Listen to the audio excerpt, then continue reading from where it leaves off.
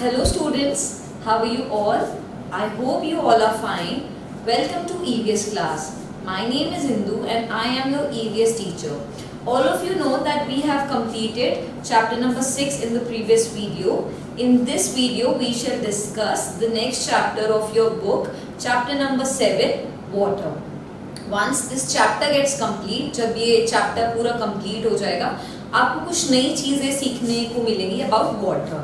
So the first thing which you will get to know, जो आपको नई सीखने के लिए मिलेगी वो ये है कि what is the importance of water, कि हम water किन किन activities के लिए use करते हैं. You will get to know about the main source of water, कि जो water है उसका main source क्या है, वो actually आ कहाँ से रहा है. You will get to know about some processes जो आपने आप नए पढ़ोगे. फॉर एग्जाम्पल इवेपोरेशन, आपको इवेपोरेशन के बारे में पता लगेगा कि इवेपोरेशन क्या होता है, कंडेंसेशन क्या होता है, आपको वाटर साइकिल के बारे में पता लगेगा, आपको वाटर पोल्यूशन के बारे में पता लगेगा. And at last I will tell you some ways in which you can save water. So let's start the chapter. The very first line of your chapter is that water is a precious gift of nature, कि nature ने हमें एक बहुत ही ज़्यादा कीमती gift दिया है which is water. और आप ये अपनी डेली बेसिस में भी आप ये चीज़ ऑब्जर्व करते हो कि आप बिना खाने के कुछ दिन सर्वाइव कर सकते हो. Without food you can survive for few days, आप कुछ दिन रह सकते हो, बट विदाउट वाटर, बिना पानी हम एक भी दिन सर्वाइव नहीं कर सकते. We can not survive at all, हम बिल्कुल सर्वाइव नहीं करते. ठीक है, because water is very important and here we will discuss the importance of water. So this is the first topic of your chapter. यहाँ पे आपको कुछ पॉइंट्स गिवन हैं जो कि आपको ये शो कर रहे हैं कि किस किस एक्टिविटीज के लिए, किन किन पर्पसेस के लिए आप वाटर यूज करते हो. So we use water for drinking, पीने के लिए, फॉर बाथिंग, नहाने के लिए. We also use water for cooking, खाना बनाने के लिए, cleaning, washing. So these are some daily basis activities. ये कुछ एक्टिविटीज है जो हम डेली बेसिस पे करते हैं और हम वाटर को यूज करते हैं. ठीक है, इसके अलावा आप देखते हो जब आप बाहर जाते हो तो आप खेत देखते हो, फील्ड्स, तो उसमें खेत में आप देखते हो फसलें उगी हुई होती है, क्रॉप्स. आप देखते हो कि गेहूं की फसल है, चावल की फसल है. सो इन फसलों को, इन क्रॉप्स को ग्रो करने के लिए भी पानी की बहुत ज़्यादा ज़रूरत होती है. अगर वाटर नहीं होगा तो ये जो क्रॉप्स हैं ये ग्रो नहीं करेंगी. इसके साथ साथ आप देखते हो कि जब हम घर में रहते हैं हम फैंस यूज़ करते हैं, एसी यूज़ करते हैं, टेलीविजन, ये सारे हम इलेक्ट्रिक गैजेट्स यूज़ करते हैं. इलेक्ट्रिसिटी को प्रोड्यूस करने के लिए, इलेक्ट्रिसिटी को बनाने के लिए भी वाटर यूज होता है. So water is also use in the production of electricity. Next आप देखोगे कि हमारे अलावा बहुत सारे ऐसे एनिमल्स हैं, हम तो वाटर यूज करते ही हैं अपनी डेली एक्टिविटीज के लिए, बट एनिमल्स को भी वाटर की उतनी ही नीड होती है जितनी ह्यूमन बींग्स को होती है. इनफैक्ट कुछ एनिमल्स के लिए तो जो पानी है वो उनका हैबिटेट है. हैबिटेट मतलब जहाँ पे वो रहते हो. जैसे कि फिश आपने देखी है, अगर पानी नहीं होगा तो फिश तो बिल्कुल ही सर्वाइव नहीं कर पाएगी क्योंकि फिश तो पानी के अंदर ही रहती है. सो कुछ एनिमल्स ऐसे होते हैं जिनके लिए वाटर ही उनका हैबिटेट होता है. So these were some points जो शो करते हैं कि हमारे लिए वाटर क्यों इम्पॉर्टेंट है. इसके अलावा भी बहुत सारी प्रोडक्शन एक्टिविटीज़ है, इंडस्ट्रीज में भी बहुत सारी चीज़ें बनाने के लिए हम वाटर का यूज़ करते हैं. So these were some points about the importance of water.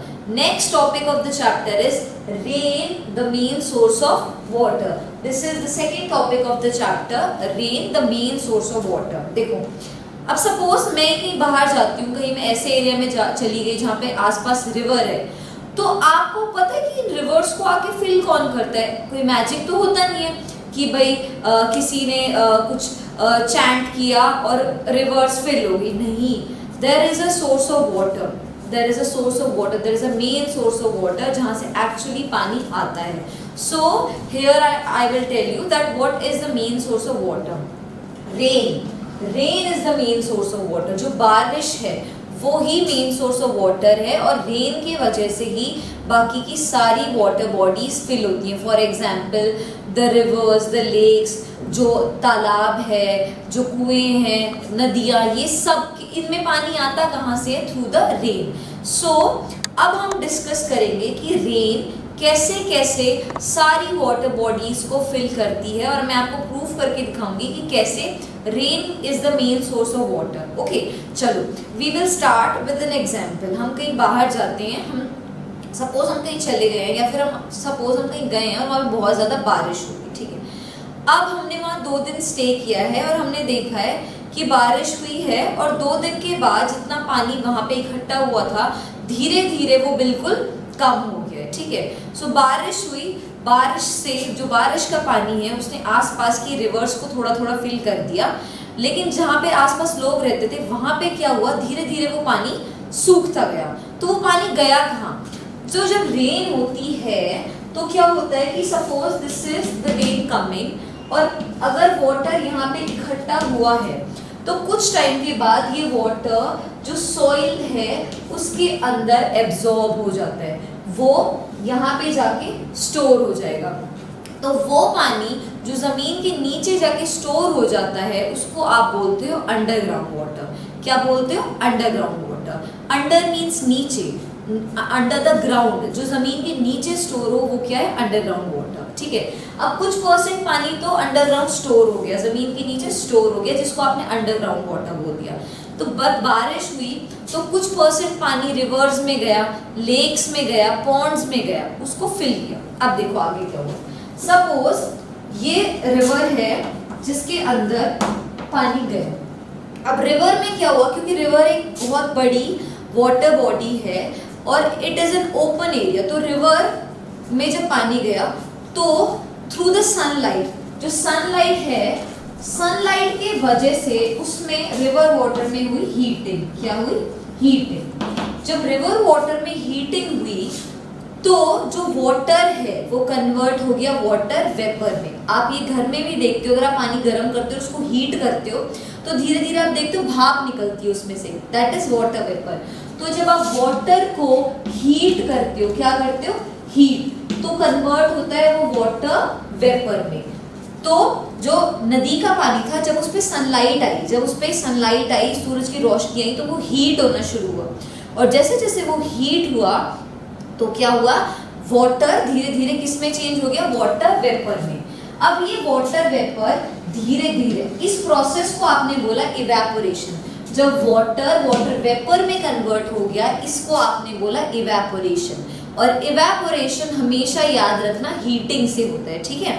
So water vapour में कन्वर्ट हो गया, अब वो धीरे धीरे ऊपर की साइड चला गया, सारी वाटर वेपर्स ऊपर चली गई। जब वाटर वेपर ऊपर चली गई तो उन्होंने क्या बना दिए?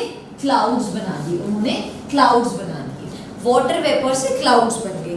अब नीचे तो उनमें हीटिंग हो रही थी, बट जब वो ऊपर गए तो वो दोबारा से उनमें कूलिंग शुरू हुई, ठंडी होनी शुरू हो गई वो, ठीक है।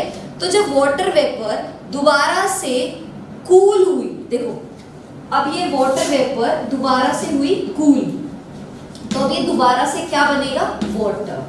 पहले वाटर हीट हुई तो वाटर वेपर बनी, फिर क्या हुआ? वाटर वेपर को कूल किया, फिर से ठंडा कर दिया, तो दोबारा से हमें वाटर मिल गया। तो ऊपर जाके वाटर वेपर्स ने क्लाउड बना दिए, और क्लाउड के अंदर कूलिंग हो गई, ठंडी होनी शुरू हो गई वेपर्स। जब वेपर्स ठंडी हुई तो दोबारा से वो क्या बन गया? वाटर। इसको आप बोलते हो कंडेंसेशन, ठीक है। जब वाटर वेपर दोबारा से वाटर में कन्वर्ट हो जाए कूलिंग के वजह से, उसको आपने बोला कंडेंसेशन, ठीक है। कंडेंसेशन हो गई। अब क्या हुआ? कंडेंसेशन हुई तो वाटर वेपर दोबारा से वाटर बन गया इन द क्लाउड। अब जब वो वाटर है उसके वजह से जो क्लाउड है वो बहुत ज़्यादा हैवी हो गया, भारी हो गया, and because of the heaviness जो क्लाउड है वो ज़्यादा देर तक ऊपर नहीं रुक सकता, जो पानी है वो उसमें ज़्यादा देर ऊपर नहीं रुका, और फिर वो दोबारा से रेन की फॉर्म में कन्वर्ट होके नीचे आ गया, ठीक है। तो दोबारा से रेन हो गई, ठीक है। सो अब क्या हुआ? देखो ये तो एक नॉर्मल एरिया की बात है जहाँ पे टेम्परेचर मॉडरेट रहता हो, सही टेम्परेचर रहता हो, बट कभी कभी हम हिली एरियाज में जाते हैं, पहाड़ी इलाकों में जाते हैं, वहाँ पे हम देखते हैं वहाँ पे बारिश नहीं होती है, वहाँ पे स्नोफॉल होती है, बर्फ गिरती है। वो क्यों होता है? देखो जब वाटर वेपर्स ऊपर जाती हैं तो वो कूल होना शुरू करती है और वो वाटर में कन्वर्ट हो जाती है। बट हिली एरियाज में क्या होता है कि ज़्यादा ठंड होती है, तो जो वाटर वेपर है वो ज़्यादा कूल हो जाती है, और जब वो ज़्यादा कूल होती हैं तो वो पानी में नहीं बदलती, फिर वो स्नो बर्फ में बदल जाती है। इसीलिए क्या होता है वहाँ पे स्नोफॉल होती है। और ऐसे एरियाज में आप देखते हो जहाँ पे स्नोफॉल होती है वहाँ पे ग्लेशियर्स होते हैं। ग्लेशियर का मतलब होता है शीट्स, आइस की, बर्फ की शीट्स। तो आपसे अगर कोई पूछे कि जो ठंडा इलाका होता है वहाँ पे जो वाटर वेपर है वो डायरेक्टली किस में कन्वर्ट होती है, तो आप बोलोगे स्नो में, ठीक है। अब ये ग्लेशियर्स बन गए, जहाँ पे स्नोफॉल हुई, बर्फ गिरी, वहाँ पे क्या हुआ, ग्लेशियर्स बन गए, शीट्स बन गई आइस की। जब दोबारा से गर्मी आती है, जब समर सीजन आता है, तो ये ग्लेशियर्स, ये जो बर्फ है ये पिघलनी शुरू होती है, और जब ये ग्लेशियर्स पिघलने शुरू होते हैं तो वो दोबारा से रिवर्स में आ जाते हैं। तो अगर आपसे कोई क्वेश्चन पूछे कि कौन से सीजन में ग्लेशियर्स पिघलना शुरू होते हैं, the answer will be in the summer season. Summer season में ग्लेशियर्स पिघलने शुरू होते हैं। अब ये जब ग्लेशियर्स पिघले तो इनका पानी दोबारा से किस में आया, रिवर्स में आ गया, ओशंस में आ गया, सीज, समुद्र में आ गया। और समुद्र में पानी जब इकट्ठा हुआ तो दोबारा से क्या हुआ, हीटिंग स्टार्ट हुई। हीटिंग से फिर क्या हुआ, दोबारा से वो पानी वाटर वेपर में चेंज हुआ, वाटर वेपर्स ऊपर गई, ऊपर से फिर उनमें कूलिंग हुई, कूलिंग से फिर वो वाटर बन गया। ऐसे ये प्रोसेस चलता रहेगा। तो this is a process which goes on and on, जो हमेशा चलता रहता है कंटिन्यूअसली। इसीलिए हमने इसको बोल दिया है वाटर साइकिल। साइकिल इसको इसलिए बोला है, देखो जब आप स्टार्ट करते हो पेडलिंग करना, तो साइकिल में भी क्या होता है, जिस पॉइंट से आप शुरू करते हो वहीं पे आके पेडल रुक जाता है। तो इसमें भी सेम ऐसे ही है कि जो प्रोसेस है वो हीट करने से शुरू हुआ और दोबारा से वो उसी पॉइंट पे आके खत्म हो गया, और वहीं से वो दोबारा स्टार्ट हो गया। So this was about water cycle. So we have discussed two topics here: importance of water and the rain, the main source of water.